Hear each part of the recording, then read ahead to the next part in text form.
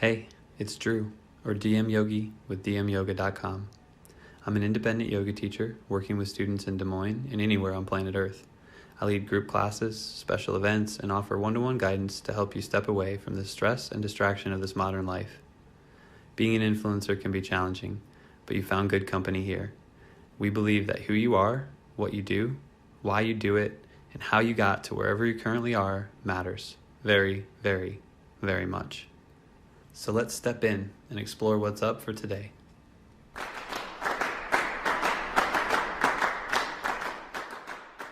Hey, Ophelia, are you there? Yes, I'm back. All right. Well, we got a little recording going so we can share a little bit about the class next Wednesday with whoever wants to show up. So I'm Drew, and I help with organizing Diem Yoga, and we're putting on a monthly series this year at the Des Moines Botanical Gardens in partnership with them. Really blessed to be able to use that space and share a lot of great teachers from around Des Moines and around the Midwest. And we've been doing that for a couple of years, so hopefully keep it up. You've actually taught there before, Ophelia, and I'd love to get you back again. And by the way, I never told you this, but I wanted to invite you because I always teach on Monday nights, and I know you teach on Monday nights too, so it's a good way for us to get together on a Wednesday night. But, okay, so Wednesday night, this coming Wednesday, we'll host the class, and Ophelia, you'll be there to teach and lead us. It's 5:30 p.m. is a great time to show up and enjoy the grounds and the dome a little bit. The class will actually start at 5:45, and we'll kind of be wrapped up by about 7 o'clock.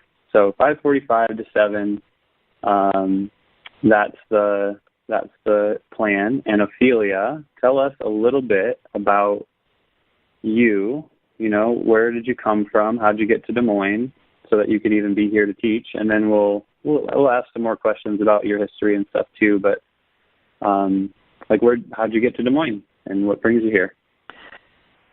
Yes, I came to Des Moines in 2004. Actually, I met my husband online, and it was a funny story because I started to learn English, and I just found somebody to talk English with, and that's how we met online. He came in Romania, showed me on the map, put a finger on the map, said this is what it is. So this is where I landed. Never came before in U.S., didn't know too much about it. I didn't really want to leave my country, but following him here in Des Moines, I ended up to be here. And now after so many years, actually, I'm grateful to be here from all the United States. I travel and I saw. I think Des Moines is a great place, very quiet, very nice, a lot of things to do. I was born in mountains, though. I do miss mountains and skiing, but considering the peace and silence is around here and the nature, I think I really like it. I like it a lot, so that's how I ended up in Des Moines 14 years ago, in April 2004. I love that. So we're coming right up on that same time frame, so it's kind of like a full cycle. I love Des Moines too. I grew up in eastern Iowa and made my way here, and always thought that I would leave. I do like to travel, but I definitely am very in love with Des Moines and just such great people here. So I'm glad you're here too.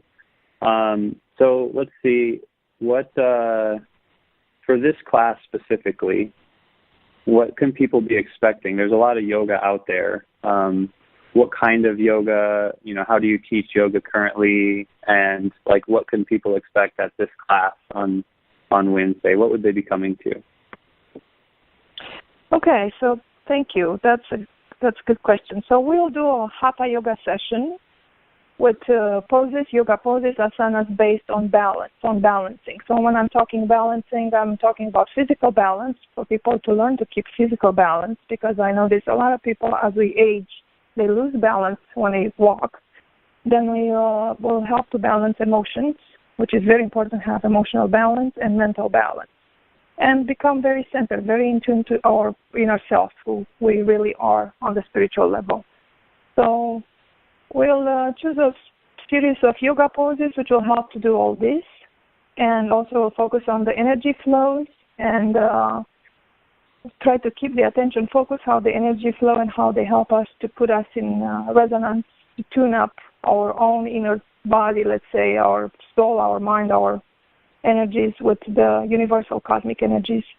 And I think it's a great location, the Botanical Garden, because yoga is all about being natural and going back to nature, discovering our real nature. So I think it's an absolutely marvelous way to practice yoga among plants and nature.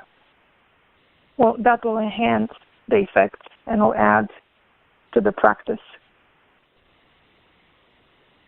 That was beautifully said. It is a great place. Okay. Yeah, and we absolutely love doing it there.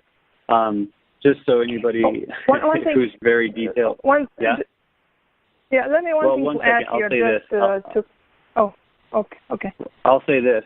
For anybody who's really detail-oriented, it is March. We'll be practicing inside one of the beautiful conference rooms and looking out over the garden, so you don't have to wear like a wetsuit or something like that to stay warm. But we'll be doing classes all throughout the whole year, and you're very welcome to walk around outside and see the gardens at a different season. But the class would just be in the conference room, just detail for people who would catch it. So yeah, what were you going to say about the type of class or whatever it is you were going to mention? I just want to mention about a little bit of the yoga history. That at the beginning when yoga started, it's known to be like a 5,000-year science. It was said that there were 8,400,000 yoga poses, and it was one pose for each species of plant or animal which existed at the planet at the time. So that's why we have so many yoga poses with the name of plants and animals, and that's why, again, I think practicing yoga in a botanical garden will be a great match between yoga and nature, because yoga was all, again, about nature. So that's what I want to say. It was young yoga pose for each species existing on the planet at the time. And if that's something you want to keep or not, but that's what I thought was interesting. It's beautiful. I love that. That's the kind of information that we're not often getting in classes. Is that the kind of thing that you're able to offer more of with folks? Like, how do you share that information usually? Yes, that's what we, in my class at the studio on Monday nights, that's what we go. We go in a yoga history, in yoga philosophy, and a lot of things which are lost in the East, in the West, because Western yoga stripped the yoga of spirituality and knowledge and just made it physical. But yoga is a whole science, a whole spiritual science, which is extremely vast. Just for you to understand the vastness of it, I'm studying for 30 years and I'm still learning one new class every week, and I did it for 30 years. It's huge amount of information you can learn in yoga. It's a lifetime school. Absolutely lifetime school. Agreed with that.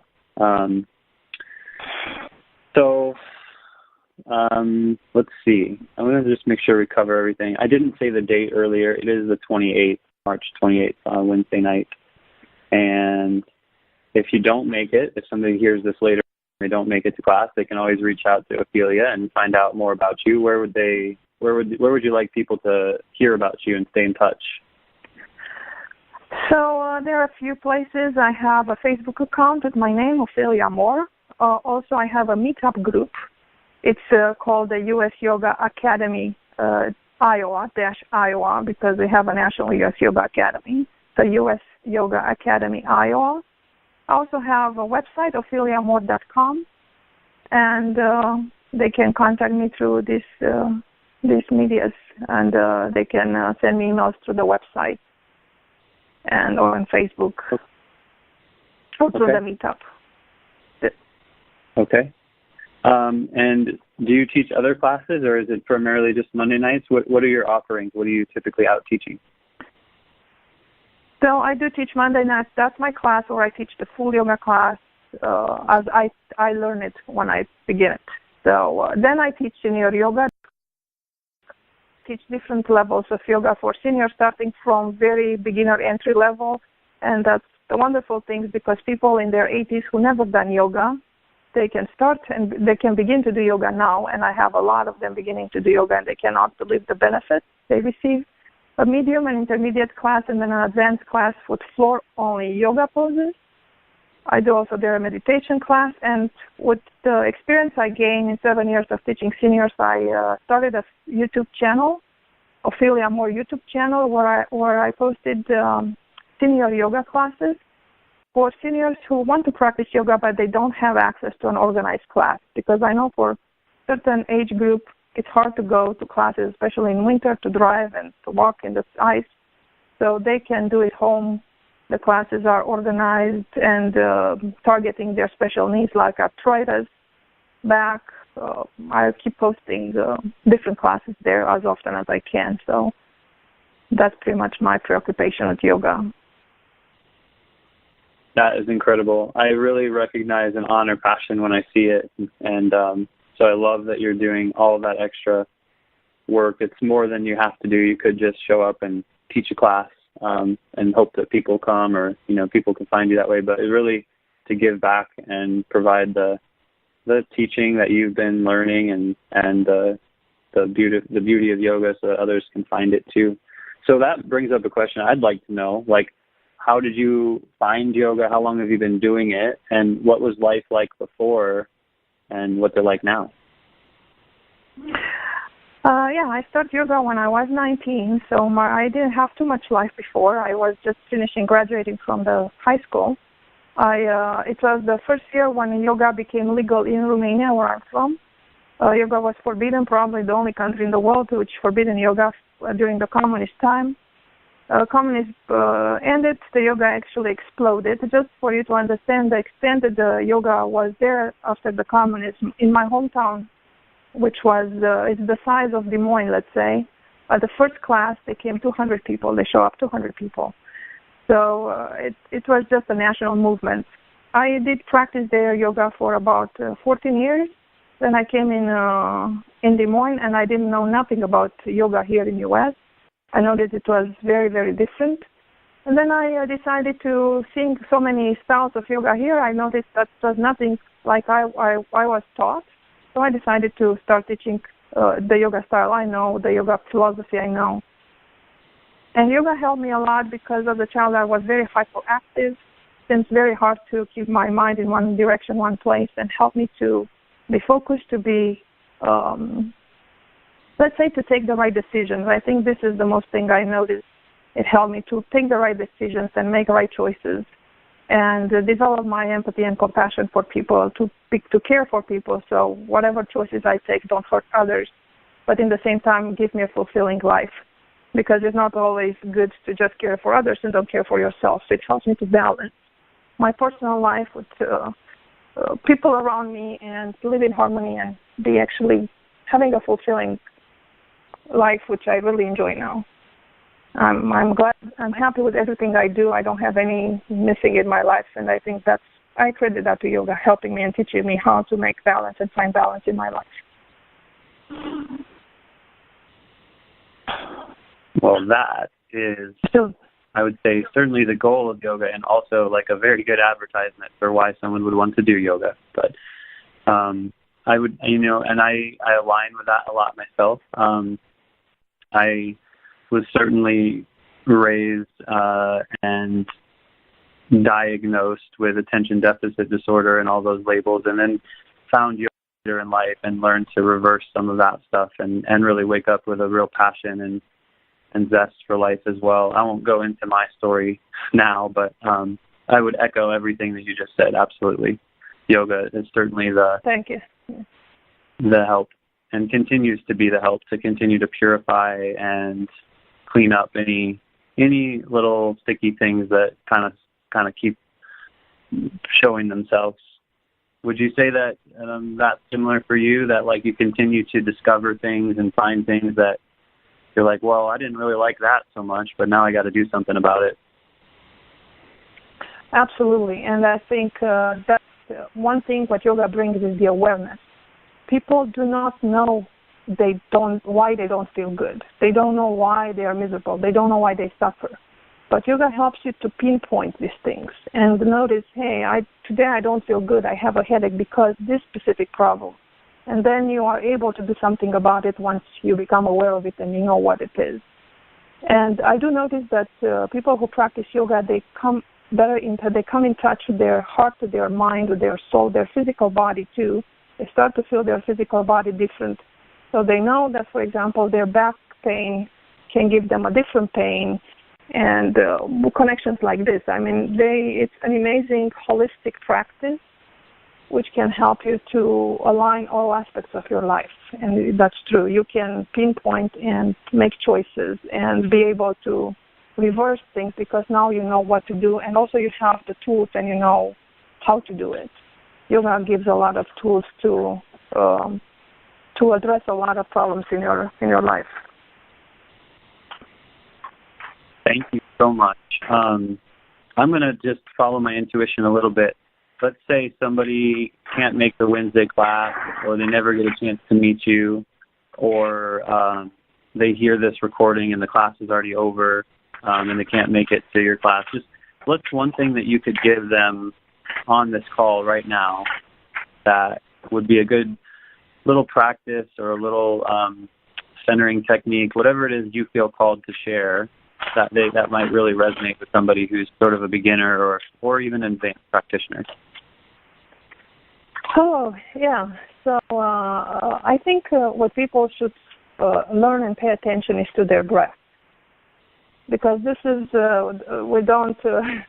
we don't lack breathing. We breathe all the time, and I think the breath is very important, and especially in times of stress and anxiety, we notice that we start to breathe very chaotical, and because the breath is correlated to the mind. When the breath is chaotic, the mind becomes chaotic. When the breath is aligned and calm and peaceful, the mind is calm and peaceful. So I will encourage people to practice very short meditations when they are even in deep stress and anxiety, just to calm down, sit on a chair and just focus on their breath and just let the breath to be natural and just observe it as a witness without changing it. That's a Zen meditation, actually, Zen Buddhist meditation called Vipassana, which goes a lot on details and explores this procedure of observing the breath. But it can be very simple. It doesn't need to be complicated. So just sit on a chair, observe your breath, and try to focus your attention, your entire mind on the inhale and the exhale of the breath. Especially even in the times of stress and anxiety, and that helps to calm down, and also can be done in the morning when they wake up, just to give a very good start for the day. Instead to wake up with a panic attack, oh my gosh, I have so much stuff to do and I'll have time to do everything, do a 5 minutes breath meditation and the life, and you'll see the life from a different angle and a different color, let's say. I am smiling and breathing deeply, loving it. Hopefully a couple other people listening are too. Thank you so much, Ophelia. I really look forward to seeing you a week from today at the Botanical Gardens. If you have any questions, or anybody listening does, feel free to reach out to me or Ophelia. But really, like I always say, just show up. That's the most important first step, is to just arrive and be there and be present, ready to learn, and it all happens in the right time. So. Do you want to say anything about the classes coming, what people should expect of this class? You talked a little bit about balance earlier. I think that's great. Oh, okay. We could say, just a little bit right now and then kind of sign off, but we're still doing the. Okay. I mean, I think we got a pretty good thing. Yeah, tell us. Tell us, okay, yeah. I'll try to cue it up a little bit. Whether somebody is young and flexible and they've been to many yoga classes and they think they've got it nailed, or maybe they're just getting started, or they're a senior and they've never been to a yoga class before, if they walk in on Wednesday to this class and join us, what are they walking into? How are you going to approach this? So we'll do mostly Hatha yoga with yoga poses based on balance, and anybody can practice. I will choose yoga poses according to the crowd, see who is coming, but nevertheless, if we have different categories, even like you said, young people or seniors, we can even bring a chair in and have somebody who cannot do things standing up position standing up. They can do them from the chair, as I'm an expert in senior yoga. So anybody can practice yoga at this class. We will adapt for every need. We'll focus on balancing the physical body, the mind, the emotions, and bring them all in tune with our soul so we reach a state of balance to all levels. And I think everybody will be able to practice, and I suppose everybody should bring their own mats, or you have mats there? I always bring just a couple, but yeah, people will bring their own mats and anything that they need. Okay. Less is more. You know, we don't even really need the mat, but it's good to have one. And I'll have like 4 or 5 extras always. Okay. Yeah. And also people should wear loose clothes and be fit for physical exercise. Somebody who never been to a class before and wants to try this one. Very good. And feel free to bring a friend to be comfortable with, or come alone. It's a welcoming environment, and it's like I said. I think like I said before, it's always just give it a shot. Try to come, see what you think, and you may come back, or you may continue on your path wherever you're headed. So we're here to support you. And thank you, Ophelia, for taking the time for the call. I look forward to posting it. We can share it online or something like that on your Facebook channel and your website, and I'll do the same. So I'll see you next Wednesday. Yes. Thank you so much, Drew, for the opportunity for this interview, and I look forward to see you. And by the way, from the 2 years ago when I taught, actually you were the only one I came to a class. You were right after me, the month after me, and I can say I enjoyed immensely your class. So I look forward to meet you again in person. I really enjoyed it. I really enjoyed it a lot. I've been to a lot of classes around U.S. just to make an idea what the classes are like and stuff, and I can say probably you stuck in my mind from all the people I saw. So I really, and I'm not just saying to say, no, it's true. So I remember very vividly the whole class. I didn't intend to say anything about me here, but I will say that each class is a total and 100% unique experience, because you're in the one moment in life when that's going to happen. And so I don't ever come to a class with, I may have a few ideas and a few things like you talked about, balance, but you really got to jump into the moment, see who's there, how it's going, and then really speak to people's hearts, and speak from my own heart and from my own place of presence. And I'm just happy to hear you say that. Just know that, like, it's never, for me, it's just never scripted. It's just showing up. So thank you. Well, that makes a good teacher, though. That makes a good teacher, because if you come with the paper from home and you just stick to the paper instead to life, that shows inflexibility. So that shows a good teacher. So I think I noticed that. Yes, it's not life on autopilot. It's life with full presence or something like that. So we'll look forward to seeing you. Yeah. Thank you. It's very humble for your work. Thank you so much, Ruth. Mm-hmm. Thank you. Bye-bye. Namaste.